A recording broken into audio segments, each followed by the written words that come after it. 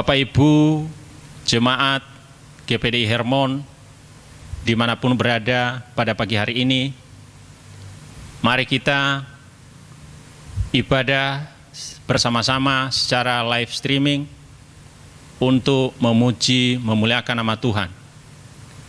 Pada kesempatan ini, kami akan membawakan pujian "Hidupku Adalah Penyembahan".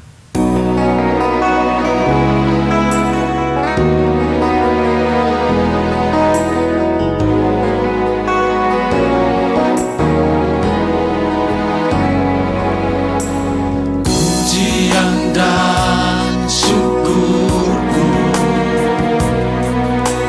ku bawa padamu, dengan rendah hati ku persembahkan.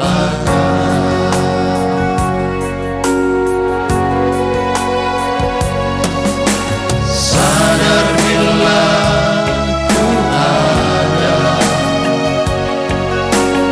hanya karena anugerah, bukan karena kekuatanku.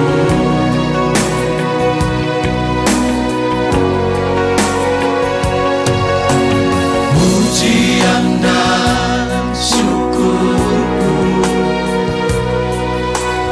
ku bawa padamu,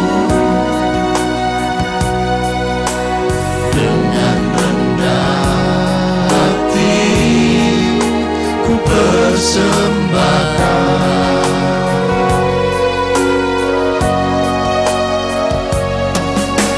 Sadar bila ku ada hanya karena anugerah, bukan karena kekuatanku.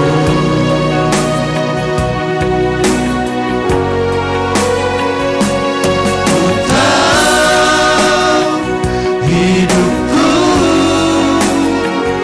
adalah penyembahan. Kau ciptakanku dalam kemuliaan-Mu.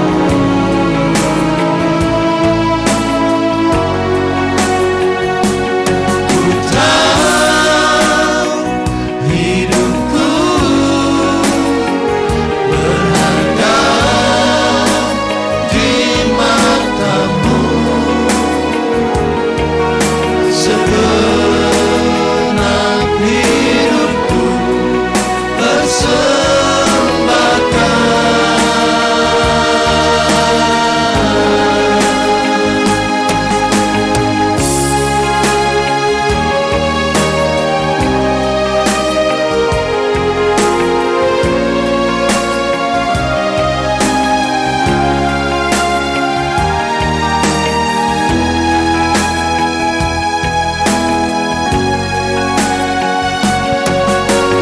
pujian dan syukurku ku bawa padamu, dengan rendah hati ku persembahkan.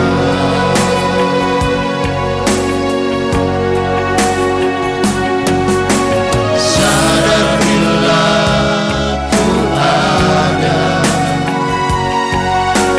hanya karena anugerah,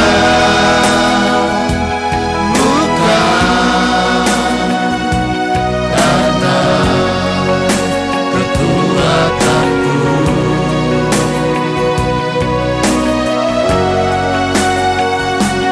Ku tahu hidupku adalah penyembahan. Kau ciptakanku dalam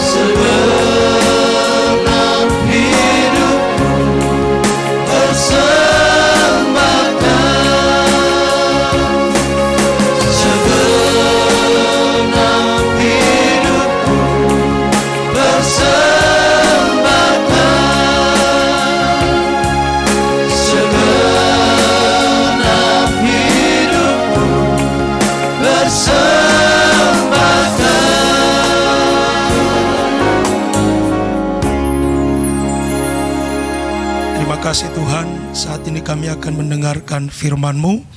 Urapi hamba-Mu yang akan menyampaikan pesan Tuhan buat kami pada pagi ini. Firman-Mu mengubahkan kami, firman-Mu meneguhkan kami, firman-Mu membawa kami lebih melekat kepada Engkau. Dalam nama Tuhan Yesus Kristus. Haleluya. Amin. Selamat pagi, haleluya, puji nama Tuhan. Saya menyambut dari Surabaya kepada jemaat di KPDI Hermon. Bersyukur diberi kesempatan untuk membawa firman pada pagi hari ini. Mari Bapak Ibu sekalian kita buka sama-sama di Mazmur pasal yang ketiga. Kita akan membahas firman Tuhan dari kitab Mazmur. Mazmur pasal yang ketiga ayat 1 sampai 9. Mari kita menikmati pembacaan firman Tuhan. Nyanyian pagi dalam menghadapi musuh. Mazmur Daud ketika ia lari dari Absalom anaknya. Ya Tuhan, betapa banyaknya lawanku.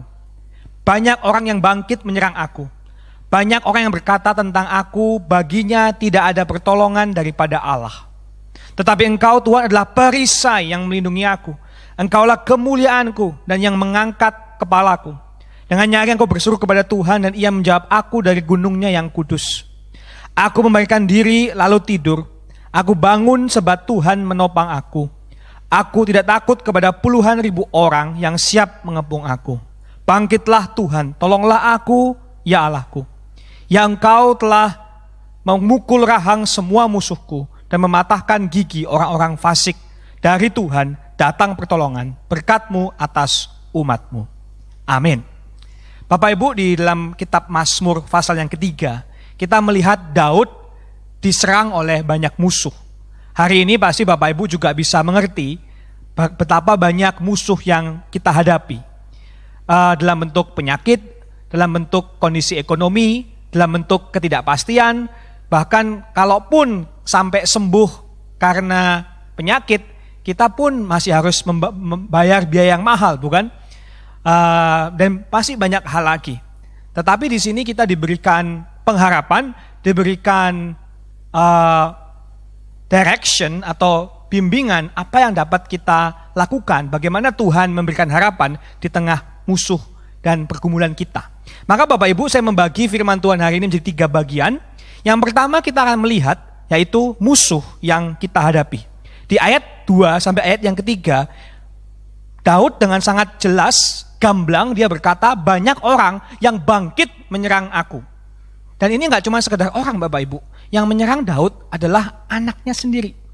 Jadi ini adalah sebuah penyerangan yang sifatnya tidak cuma secara fisik, tetapi juga mental. Bisa bayangkan diserang oleh orang yang kita kasihi, oleh orang yang kita dekat. Dan saya yakin yang menyerang Daud tidak cuma Absalom anaknya, tetapi juga panglima-panglima yang mungkin dulunya dekat sama Daud. Jadi Daud benar-benar merasa ini adalah musuh yang sangat menakutkan atau sangat menyakiti hatinya. Tetapi saya mau Bapak Ibu melihat satu kata di ayat yang ketiga. Apa yang sebetulnya musuh-musuh Daud ini lakukan? Ya, dikatakan banyak orang berkata tentang aku. Nah, Bapak Ibu perhatikan, ini musuh-musuhnya Daud masih menyerang dalam bentuk kata-kata. Jadi belum menyerang dalam bentuk senjata. Daud belum dikalahkan, Daud belum dihabisi, Daud belum bertempur. Musuh-musuhnya cuman mengancam. Musuh-musuhnya hanya sedang menakut-nakuti Daud dengan apa yang dapat terjadi, bukan apa yang sedang terjadi. Saya ulangi, musuh-musuh Daud di sini mengatakan kepada Daud apa yang dapat terjadi, bukan apa yang sedang terjadi. Dikatakan, Daud bagimu gak ada pertolongan, maksudnya Tuhan tuh gak akan nolong. Tetapi sekali lagi Bapak Ibu, di sini kita diingatkan terkadang masalah yang kita hadapi itu terkesan begitu berat. Kita dengar di radio, dengar di TV, dengar di surat kabar, ada macam-macam berita, gak cuma di Indonesia, tetapi kita tahu bukan ada kerusuhan, ada perang hari ini, paling tidak ada gencatan senjata di India dan di Cina. Wah, seakan-akan masalah itu begitu menakutkan, begitu gelap, tidak ada jalan keluar. Tetapi di sini kita diingatkan, hati-hati dengan imajinasi kita yang bisa liar. Hati-hati kita menyandarkan diri kita kepada informasi yang belum tentu benar. Karena faktanya Bapak Ibu, terkadang saya harus ingatkan kepada kita semua yang menonton dan mendengarkan, keadaan tidak selalu separah yang kita kira. Keadaan tidak separah yang kita kira. Bahkan kita dapat memperparah keadaan saat kita meresponi masalah dengan cara yang salah. Ya, saya ulangi. Kadang kita begitu mendengarkan ketakutan kita, emosi kita bergejolak, kita panik, kita khawatir, padahal masalahnya belum tentu separah itu. Sehingga masalah yang harusnya dapat diselesaikan, problem yang harusnya dapat kita bereskan, kita merasa sedang melawan raksasa yang tidak terkalahkan. Bukankah itu yang dialami tentara Israel, tentaranya Saul, nungguin 40 hari, Goliat gak bisa maju karena takut semua. Mereka merasa kita gak mungkin bisa ngalahin. Tiba-tiba Daud datang dan mengalahkan Goliat dengan begitu mudah. Karena dia tahu Tuhanku lebih besar. Kadang-kadang keadaan lebih parah dari yang kita duga. Karena kita lebih mendengarkan hati daripada mendengarkan Tuhan kita. Kita bisa merespon dengan cara yang salah. Makanya misalnya hari ini kalau ditanya, siapa sih yang paling susah? Siapa sih yang paling menderita? Orang bisa bilang, yang paling menderita yang korban COVID-19 lah. Beserta keluarganya. Tentu saja. Siapa sih yang gak sedih terpisah dari keluarga, di karantina? Bahkan yang menyedihkan mungkin ada yang harus berpisah selama-lamanya. Ada yang bilang enggak, yang paling susah tenaga medis. Betul, mereka berjuang di garis depan peperangan. Hari-hari ini tentara kita adalah para dokter, bukan? Yang sulit itu kaum menengah ke bawah. Jawab sebagian lagi, memang kaum menengah ke bawah mengalami krisis ekonomi, bingung di PHK, bingung gimana makan. Enggak, yang sulit itu kaum menengah. Sebetulnya mereka lebih sulit, tahu enggak? Karena enggak ada yang perhatiin sama mereka. Mereka mungkin punya rumah, mereka punya mobil, tapi penghasilannya enggak ada sama sekali dan enggak mau ada yang nolong. Pemerintah paling enggak masih nolong orang kecil. Tapi siapa yang mau nolong orang yang menengah? Enggak, yang paling sulit itu pemerintah. Bayangkan, lu kira gampang jadi pemerintah, sudah kerja keras tetapi juga dihujat masyarakat. Bapak Ibu, kalau mau dilanjutkan gak ada habis-habisnya, bukan? Yang siapa yang sulit gitu ya. Semua orang tanpa terkecuali kesulitan. Tetapi sebenarnya orang yang paling menderita adalah mereka yang merasa dirinya paling susah. Orang yang paling menderita adalah mereka yang merasa dirinya paling susah. Sudah ada masalah, merasa aku paling susah. Oleh karena itu setiap hari dijalani dengan sungut-sungut, semakin menambah berat beban hidup. Mari Bapak Ibu kita membuka mata kita. Memang keadaan sulit, tetapi gak harus kita meresponi dengan imajinasi, dengan ketakutan yang berlebihan. Orang yang paling menderita adalah orang yang merasa dirinya paling susah. Tapi orang Kristen tidak boleh demikian, tetapi melihat kepada Tuhan. Dan itulah yang Daud lakukan. Dia berdoa. Di ayat yang 4 yang kelima kita menemukan Tuhan yang kita percaya, ya. Tuhan yang kita percaya, dia tidak mengandalkan, dia tidak mendengarkan ancaman, imajinasi yang liar, ketakutan, kekhawatiran yang berlebihan, tetapi dia langsung membawa masalah dalam doa. Dan doanya adalah langsung menuju kepada siapa Tuhan. Ini penting. Daud langsung menuju kepada siapa Tuhan. Belum apa yang Tuhan dapat lakukan, dia udah tahu. Tapi siapa Tuhan itu? Tuhan yang dia percaya adalah Tuhan yang perisai. Wah, bagus ya. Saya suka kalau orang Ibrani itu menjelaskan tentang Tuhan itu pakai bahasa kiasan yang bagus gitu kan ya. Tuhan itu seperti perisai. Kapan Bapak Ibu kita pakai perisai? Lagi tidur-tiduran di rumah pakai perisai? Ya enggak lah ya. Kita pakai perisai kalau dalam perang. Dengan kata lain, kita baru bisa merasakan perlindungan Tuhan bukan dalam keadaan yang biasa-biasa, tetapi dalam keadaan yang sulit. Sehingga kita benar-benar bisa merasakan, iya Tuhan tuh melindungi aku. Kemudian Tuhan apa? Kemuliaanku katanya. Maksudnya Tuhan adalah kebanggaan Daud. Kemuliaan dalam bahasa Ibrani itu artinya Tuhan tuh punya substansi, Tuhan tuh berat dalam hidupku. Maksudnya aku nih, Daud merasa begini Bapak Ibu. Kalau aku diserang, mungkin aku akan kehilangan jabatanku. Mungkin aku akan kehilangan pengaruhku. Mungkin aku akan kehilangan istanaku. Mungkin aku akan kehilangan uangku. Mungkin aku akan kehilangan rakyatku. Tetapi gak apa-apa. Tuhan itu kebanggaanku. Hari ini juga sama. Saya harap Bapak Ibu melihat masalah. Tetapi ingat. Harta karun yang paling berharga gak bisa diambil. Yaitu Tuhan mengasihi kita. Tuhan memiliki kita. Nama kita dicatat dalam buku kehidupan. Kemudian apa lagi? Tuhan mengangkat kepalaku. Maksudnya adalah Tuhan yang merestorasi, memulihkan Bapak Ibu. Kalau Tuhan dulu sudah menolong, hari ini Tuhan dapat menolong. Kalau hari ini Tuhan sudah bawa Bapak Ibu sejauh ini, maka gak mungkin Tuhan tinggalkan. Dia akan merestorasikan sesuai waktunya. Dan Tuhan menjawab aku dari gunungnya yang kudus. Maksudnya Tuhan itu adalah Allah yang dapat diakses. Dia bukan Tuhan yang jauh. Meskipun jauh, tanda kutip, gunungnya yang kudus. Ingat ini, Daud lagi lari dari Yerusalem. Harusnya gak ketemu sama Tuhan, tanda kutip ya. Karena kan tempat gerejanya jauh gitu loh. Tetapi dia berdoa dan Tuhan menjawab. Maksudnya Tuhan tidak terbatas oleh jarak, tidak terbatas oleh keadaan. Dia dekat, mudah diakses. Dan Daud di sini tahu, makanya dia berdoa. Mari Bapak Ibu, saya mengundang kita untuk melihat kepada Tuhan dan kembali berdoa. Karena doa dapat mengubah keadaan. Tetapi kalau Bapak Ibu tidak berdoa, maka keadaan yang akan mengubah Anda. Saya ulangi ya, kalau Bapak Ibu berdoa, dapat merubah keadaan. Fokus kepada Tuhan perisai, Tuhan kemuliaan, Tuhan yang memulihkan, Tuhan yang mendengarkan. Tetapi kalau nggak doa, keadaan yang mengubah, membuat hati kita tambah beku, hati kita tambah keras, menolak Tuhan, menyakiti sesama kita, dan lain sebagainya. Intinya Bapak Ibu, Daud tuh kenal siapa Tuhannya. Sehingga dia nggak perlu tahu persis Tuhan lagi ngapain. Dia nggak perlu tahu persis kapan pandemi ini berakhir, kapan customerku balik. Yang penting aku tahu siapa Tuhanku. Sama seperti kalau saya punya teman yang suka mobil, yang dia teman baik saya, kemudian tiba-tiba dia tanya, "Do, boleh pinjam mobil nggak?" Nggak usah saya banyak pikir, langsung saya kasih kuncinya. Saya nggak pakai tanya, mau dibuat apa? Kenapa? Karena saya tahu orangnya bisa dipercaya. Saya nggak mesti tahu persis dia ngapain aja, tapi karena dia tahu orangnya seperti apa. Begitu pula kita juga demikian. Kita nggak perlu tahu Tuhan sedang lakukan apa. Yang penting kita tahu siapa Tuhan itu. Itulah yang menjadi harapan kita.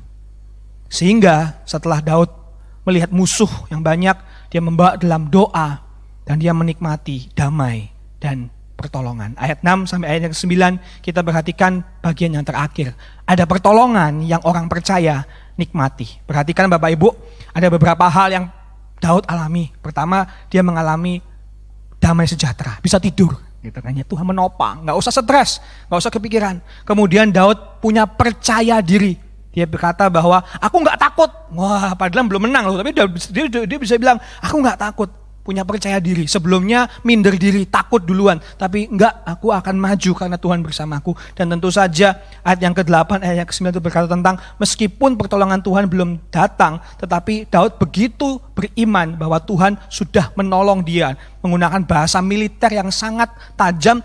Tuhan telah memukul rahang, mematahkan gigi. Wah, kok sepertinya Tuhan sadis ya. Jadi semacam ahli pencak silat. Bukan, ini adalah melambangkan peperangan militer begitu. Jadi Tuhan itu menolong secara tuntas dan kadang-kadang itulah yang kita butuhkan, bukan? Nggak cuma sekedar dibantu, nggak cuma sekedar ditolong, tetapi menang, pulih kembali lebih daripada awalnya. Ada sebuah desa Bapak Ibu diambil alih oleh teroris dan semua orang-orang kuatnya, polisi, orang-orang yang ya pokoknya orang-orang yang pahlawan-pahlawannya gitu ya, di desa itu dikurung, di penjara. Dan di antara penduduk desa itu ada 4 orang kaya. Mereka tahu betul keadaan sesama mereka yang sedang kesulitan di penjara, kasihan mereka. Maka orang kaya yang pertama pergi ke penjara dan berkata kepada teroris, "Saya tahu Bapak, saudara-saudara saya itu para Pak polisi semuanya nggak tersedia air minum bersih. Boleh nggak saya gunakan saya jual semua kekayaan saya mau sumbang air bersih supaya mereka bisa lebih nyaman di penjara." Oke, gak apa-apa. Sehingga mereka punya akses air bersih. Kemudian orang kaya yang kedua melakukan hal yang sama. Dia datang ke teroris dan dia minta izin, boleh gak saya melihat tuh semuanya kasihan di penjara, tidurnya gak nyaman, kotor. Saya mau jual semua yang saya punya, saya akan memberikan kasur sehingga mereka bisa istirahat dengan baik supaya nggak sakit, boleh nggak? Oke, nggak apa-apa. Sehingga orang kaya yang kedua memberikan kasur sehingga para polisi, para orang kuat itu bisa tidur dengan lebih nyaman. Orang kaya yang ketiga melihat situasi, dia juga wah situasi ini kok sepertinya sulit ya. Mereka memang bisa tidur, mereka punya air, tapi makannya cuma roti. Nanti bisa sakit, kurus-kurus. Nanti gimana itu? Nah, akhirnya dia minta izin, boleh nggak kalau saya punya peternakan, saya akan kasih semua hasilnya untuk bisa teman-teman di penjara ini bisa makan dengan sehat. Punya gizi, oke, boleh. Otoritas mengizinkan. Akhirnya ada orang kaya yang keempat, Bapak Ibu. Dia senang dengan jasa dari ketiga orang kaya lainnya, tetapi dia bingung, dia nggak nyaman. Kenapa? Karena meskipun dikasih air, dikasih kasur, dikasih makanan enak, tetap di penjara. Orang yang kaya yang keempat ini pinter. Dia menyelinap, menemukan kunci penjaranya dan membuka kunci penjara, membebaskan semua sehingga para polisi dan orang kuat itu bisa bebas dan mengambil alih desa itu dari para teroris. Cerita ini menggambarkan Bapak Ibu, kadang di tengah kesulitan Tuhan itu bekerjanya itu pelan-pelan. Kita ini ibarat mungkin ya dalam keadaan di dalam penjara. Kadang-kadang Tuhan kasih kita berkat satu-satu dulu, mungkin dikasih dalam bentuk air, damai sejahtera. Mungkin dalam bentuk kasur, kekuatan. Mungkin dalam bentuk makanan, ada jalan keluar. Itu yang cara Tuhan memelihara kita di dalam kesulitan. Tetapi begitu waktunya Tuhan tiba, begitu anugerah Tuhan tiba, begitu kita juga sudah siap ditolong. Sehingga pada waktu kita ditolong, kita nggak malah lari dari Tuhan. Tuhan membuka pintu penjara kita. Tuhan membebaskan kita, betul-betul. Sehingga kita bisa melihat Tuhan mengalami keselamatan yang real. Saya nggak tahu mungkin Bapak Ibu hari ini di posisi yang mana ya. Tapi saya yakin Tuhan itu memberikan pertolongan, memelihara kita kecil, step by step, langkah demi langkah, tetapi Dia sedang memelihara. Tunggu waktunya, maka Tuhan akan menolong kita. Tunggu waktunya sehingga ayat yang ke-9 kita bisa berkata dengan nyaring, dari Tuhan datang pertolongan berkat-Mu atas umat-Mu. Maka Bapak Ibu, inilah tantangan saya terakhir. Maukah kita semua melihat masalah sebagai kesempatan mengalami Tuhan, bukan sebagai kesulitan yang menjatuhkan? Dapatkah kita memiliki iman melihat masalah hari ini sebagai kesempatan mengalami Tuhan, mengalami pertolongan Tuhan, mengalami mujizat Tuhan, bukan sebagai nasib buruk yang menjatuhkan kita? Karena kenyataannya Bapak Ibu, kita nggak akan tahu seberapa hebat Tuhan kita sampai kita mengalami masalah yang hebat. Betul nggak sih? Kita nggak akan tahu seberapa sakti Tuhan kita sampai kita mengalami masalah yang lebih dari kemampuan kita. Tapi justru di tengah seperti inilah kita dapat mengalami Tuhan. Puji nama Tuhan Yesus. Saya berharap firman Tuhan yang singkat ini bisa memberikan kita kekuatan di tengah masalah musuh. Tuhan menyertai, bahkan Tuhan menolong kita. Keselamatan terbesar bukanlah keselamatan secara fisik, tetapi keselamatan rohani. Kita memiliki Tuhan, Tuhan memiliki kita. Dia menghapuskan dosa kita sehingga kita memiliki surga, dan itulah kebanggaan yang mulia bagi kita. Amin. Mari kita berdoa Bapak Ibu. Terima kasih ya Tuhan untuk firman-Mu hari ini. Biarlah kami diingatkan betapa luar biasanya Allah kami. Allah kami bekerja di tengah musuh. Allah kami menolong di tengah tekanan. Allah kami menjawab doa di tengah masalah yang kami gak mampu menyelesaikan. Sehingga apapun yang sedang kami hadapi hari ini, tidak ada yang sulit bagi Tuhan untuk menyelesaikannya. Tuhan peliharalah hati kami. Sehingga meskipun kami terus berhati-hati, kami mendengarkan berita, tetapi biarlah jangan sampai berita mendikte kami. Jangan sampai dunia mempengaruhi iman kami. Tapi biarlah iman kami dipengaruhi oleh kebenaran bahwa Yesus sudah datang, mati, bangkit. Sehingga kami selalu punya harapan. Masalah terbesar kami sudah selesai di atas kayu salib. Ketakutan paling besar kami sudah beres karena kami punya Allah yang kekal. Sehingga kami dapat punya harapan di tengah dunia ini. Terima kasih Tuhan Yesus, terima kasih. Maka jemaat yang dikasihi Tuhan, sebagai penutup, saya rindu untuk berdoa buat Bapak Ibu sekalian yang dalam pergumulan kesehatan, biar Tuhan berikan kesembuhan. Pergumulan finansial, Tuhan bukakan jalan. Tuhan memulihkan keadaan ekonomi. Tuhan memberikan Bapak Ibu hikmat, jalan keluar lebih daripada yang dunia tawarkan. Bagi yang mengalami masalah di rumah tangga, mungkin karena sering di rumah harus banyak cekcok dengan suami, istri, anak, biarlah Tuhan berikan kesabaran, belas kasihan, pengampunan. Biar Tuhan bahkan menyatukan, menggunakan kesempatan ini untuk mempersatukan dan memulihkan keluarga. Bagi Bapak Ibu yang mungkin mengalami ketakutan, kekecewaan, bahkan mungkin musuh sudah gak di luar, tetapi di dalam rumah, biarlah Tuhan memberikan mujizat, pertolongan yang ajaib, lebih daripada yang mampu kita duga-duga. Karena kita punya Tuhan yang mampu menjawab doa, lebih daripada yang kita doakan, lebih daripada yang kita harapkan. Maka jemaat yang dikasihi Tuhan, percayalah akan Tuhan kita, Allah Tritunggal. Kalau Dia sudah memberikan anaknya, kalau Dia sudah memberikan yang paling berharga bagi kita, masa sih Dia enggak memberikan yang lain-lainnya bagi kita? Pegang harapan ini, pegang kepada Tuhan kita yang luar biasa, tidak akan meninggalkan kita. Dan sebelum pulang kembali ke aktivitas Bapak Ibu sekalian, saya rindu kita semua untuk fokus kembali kepada Tuhan dan menerima berkat-Nya. Terimalah berkat dari Allah Tritunggal. Kasih karunia dari Allah, dari Yesus Kristus, kasih dari Allah Bapa, persekutuan dari Allah Roh Kudus menyertai kita semua dari sekarang sampai selama-lamanya. Amin. Amin. Tuhan Yesus memberkati. Selamat hari Minggu Bapak Ibu sekalian. Ku tahu hidupku adalah penyembahan.